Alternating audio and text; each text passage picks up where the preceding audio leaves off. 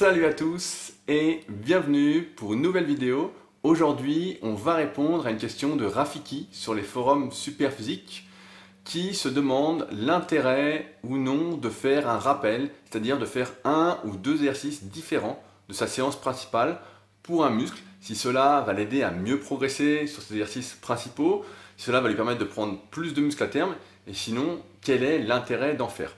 Alors effectivement, lorsque l'on s'entraîne en split, c'est-à-dire qu'on sépare bien son entraînement par groupe musculaire, où on fait maximum 1, 2, voire 3 muscles si on fait une répartition de type PPL, push-pull-leg, on peut être amené et être tenté, notamment pour des muscles qu'on souhaiterait un peu plus développer, de les retravailler dans la semaine, mais pas avec une séance complète, juste avec quelques exercices qu'on aimerait faire, etc.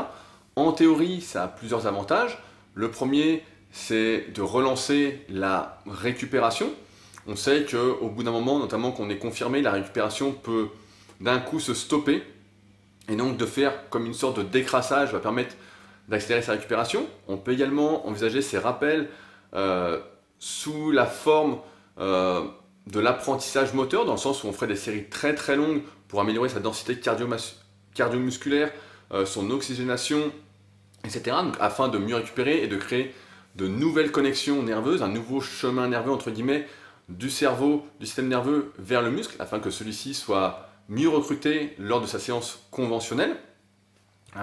Maintenant, en pratique, j'ai envie de dire que la notion de rappel est un peu désuète, à oublier, parce que lorsqu'on fait, par exemple, si on ne fait pas qu'un seul exercice, si on fait deux exercices, et je parle toujours dans l'optique de prendre du muscle de la meilleure façon qui soit pour des personnes qui sont semi-débutantes ou intermédiaires.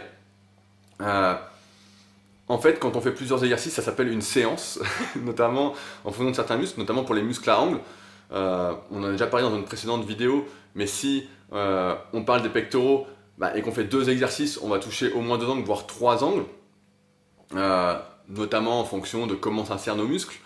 Mais donc en fait, on parle d'une vraie séance. Et dans ce cas-là, je pense, en tout cas de mon expérience, c'est que si on est débutant ou semi-débutant, on n'a pas trop intérêt à faire des exercices différents si on travaille une deuxième fois son muscle. Si on est intermédiaire, dans ce cas-là, c'est ce que je fais avec mes élèves, je conseille de faire des exercices différents si on fait deux séances pour le même muscle, mais d'envisager ça comme des séances pour progresser, comme une vraie séance.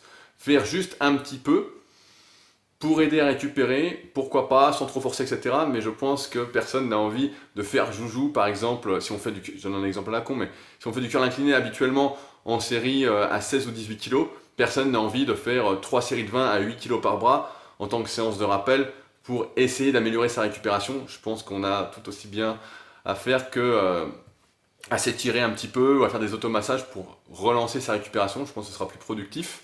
Mais si on fait plusieurs exercices, ça s'appelle une séance. Et si on fait un seul exercice, j'ai du mal à voir l'intérêt, si ce n'est voilà, si on le fait léger.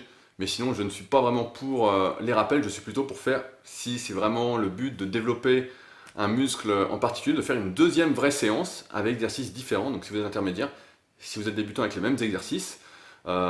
Et est-ce que ça va aider à mieux progresser sur l'exercice de la séance principale? Donc il n'y a plus de séance principale si on fait deux séances pour le même muscle, de manière directe, sans parler des séances indirectes, comme par exemple les biceps qui sont travaillés avec le dos et qu'on compte comme une séance pour le dos. J'ai envie de dire qu'il faut voir ces deux séances en fait comme deux séances différentes et que ça va aider à prendre plus de muscles, surtout si on varie les angles, si c'est un muscle à angle qu'on va travailler, mais que ça ne va pas spécialement aider à progresser sur les exercices de la séance 1, on va dire voilà la séance 1 par rapport à la séance 2 et vice versa.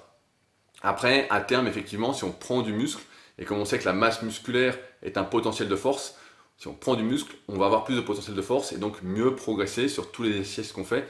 Mais ça, on parle de plusieurs mois à plusieurs années en fonction de son niveau. Donc voilà, j'espère avoir répondu à ta question, Rafiki. Si jamais j'ai oublié quelque chose comme d'habitude, vous n'hésitez pas à me le dire dans la partie commentaire sous la vidéo. Je mettrai également, comme d'habitude, j'aime bien les habitudes, dans la description de la vidéo, des liens pour aller plus loin sur les rappels en musculation, les liens des forums Superphysique si vous avez des questions auxquelles vous souhaitez que je réponde. Et dans tous les cas, si ça vous a plu, n'hésitez pas à le dire, ça fait toujours plaisir. Nous, on se retrouve donc bientôt pour une nouvelle vidéo. Salut!